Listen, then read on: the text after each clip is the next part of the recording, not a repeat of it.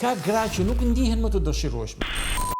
Një nga aspektet më të nënvlerësuar të kësaj historie është ndikimi në marrëdhëniet intime dhe seksuale. Kjo pikë shpesh shmanget nga turpi apo nga kultura, por është thelbësore, sepse një grua që nuk ndihet mirë në trupin e saj, zakonisht nuk e përjeton njësoj edhe intimitetin. Ajo mund të shmang ekspozimin, mund të ndjej siklet kur shihet, mund të ndjej turp kur preket, mund të mos arrijë të çlirohet emocionalisht dhe fizikisht, mund të jetë vazhdimisht në vetvëzhgim në vend që të jetë në kontakt.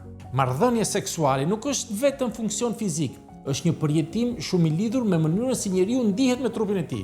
Kur ky i fundit nuk perceptohet më si hapësirë sigurie, as intimiteti nuk përjetohet më me të njëjtën qetësi. Kjo mund të sjellë ftohje, distancë, tension, shmangje, mos komunikim dhe ndonjëherë edhe ndonjë lloj trishtimi që çifti nuk arrin ta emërtojë apo ta kuptojë saktë. Ka gra që nuk ndihen më të dëshirueshme, ka të tjera që ndihen sikur nuk janë më vetvetja në marrëdhënie, e ka të tjera që nuk arrin të jenë të lira sepse ndihen vazhdimisht të vëzhguara edhe kur partneri nuk po i gjykon as pak.